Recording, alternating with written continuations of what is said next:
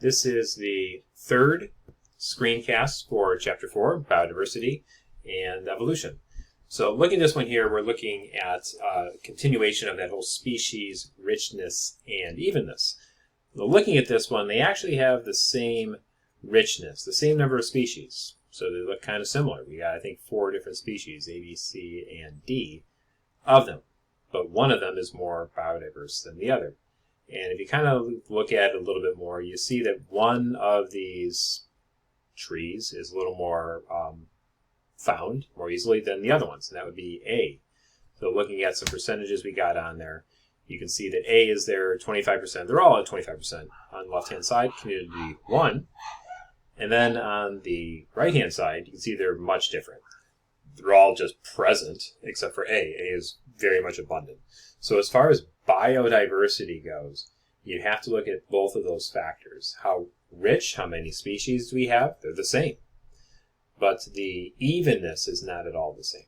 And this can kind of be expressed in this little picture here. And you've probably seen this if you've ever been like driving up north and you look off into the woods and it looks like they're all planted in like perfect rows. That's not a mistake. That's just what the forestry does. But you look at kind of what a normal-ish looking forest might look on the left-hand side. And then, again, something that is not very biodiverse on the right-hand side. All right, change in topic a little bit. Looking at speciation, extinction, and biodiversity. And you could have some common ancestor of fox.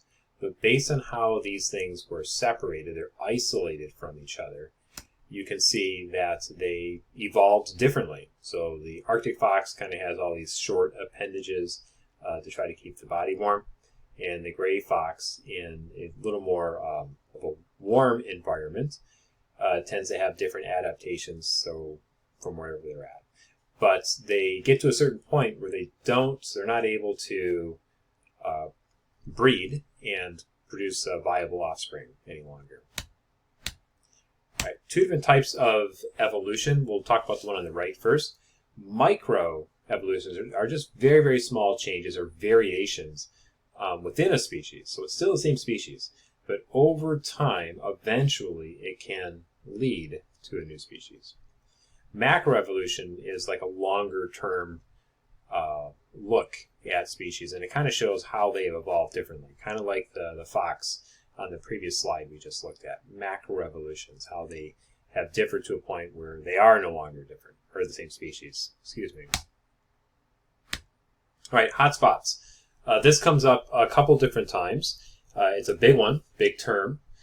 And the word hotspots is used a couple different ways, but we're going to just focus on this one for now. It's talking about losing a lot of habitat because of things that we do. Deforestation, clearing the land for cattle, whatever it happens to be. So you're losing over 70%, not of the species, but of the habitat in which these species live.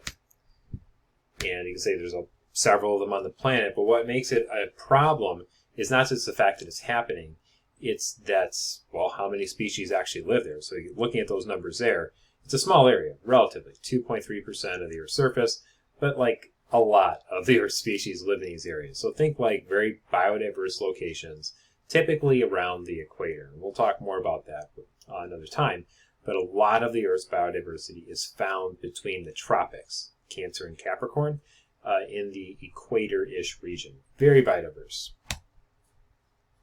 And many times a problem is many of these species are endemic, which means they're really only found in these particular locations. So when you go through and clear out, just as an example, the Amazon rainforest, you may be eliminating entire species from the planet in a very small area. They're only found in a very small section of the forest. And when it's cleared out, that species is gone forever. Or it could be like in an island or something.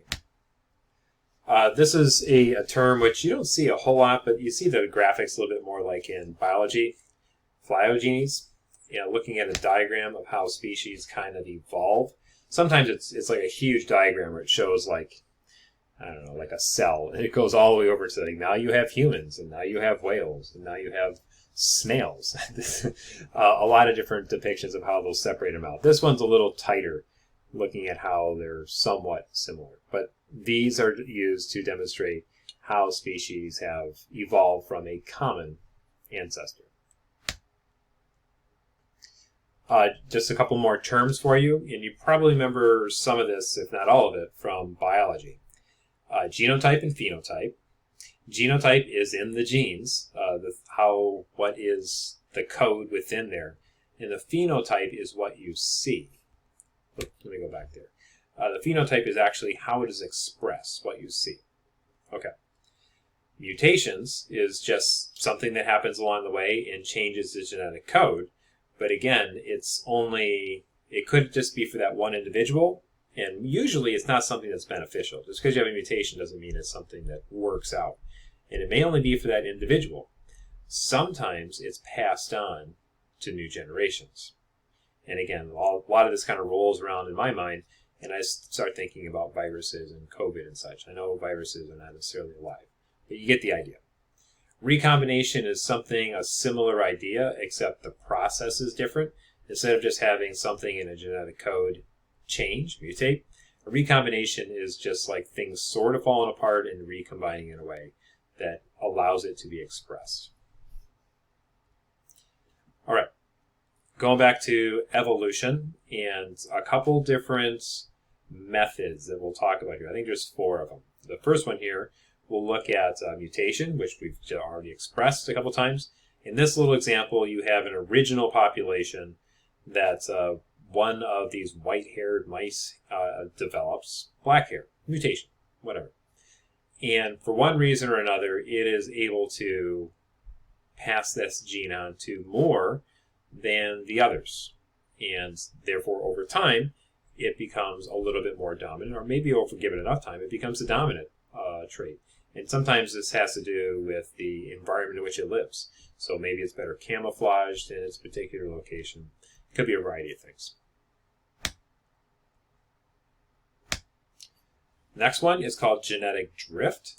And this shows how, just by chance, really, a population can change a characteristic. These are all visual. It doesn't have to be visual, but of course it's easier to talk about. You can see 2 populations. The one at the top is smaller than the one on the bottom, and they both have the same composition. But the population that is smaller is more likely to express a change because it's just by the odds. So any little shift in there is a little more dramatic for it, and just gives it that opportunity. So it's not unusual to say, okay, well, just by chance, the black-haired mice just weren't able to compete in the particular environment. Those genes didn't pass on as well. It could be a couple things in there. But in any case, the population changed because the population was small. When you get a really large population, it starts to get cemented in.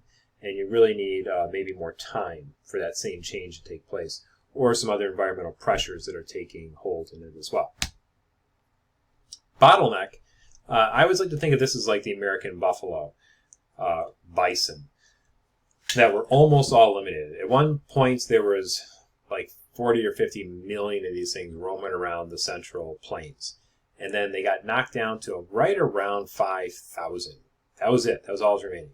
So all bison or buffalo that are remaining alive today all come from those 5,000 or so. This is a small example of kind of that same idea. You're seeing that if most of the population was wiped out, one reason or another, and in this little example here, you got the ones with the big spots, those more likely are going to pass their traits on for all future generations. So that's something that kind of holds. Founder effect. I think this is the last one.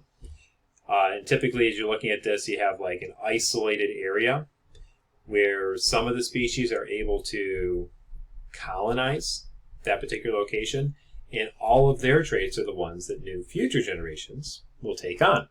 Notice in this little example, they're just using color again. The bluebirds are not able, or one reason or another, don't make it over to that island. They don't pass on their genes for all future generations on this new location. So the founder effect. All right. Some things that affect the pace of evolution. And you can just kind of read along there. Slow changing environment gives more time. So if the change in the environment is too fast, think like climate change. If it happens too fast, then it doesn't allow the opportunity for these things to take place. Unless, again, the turnover pace is much more quick. Before I go on to the other ones, let me take a pause here because I'm at 10 minutes, and it's easier just to break them up into 10 minutes. So we'll pick it up here in lecture 4.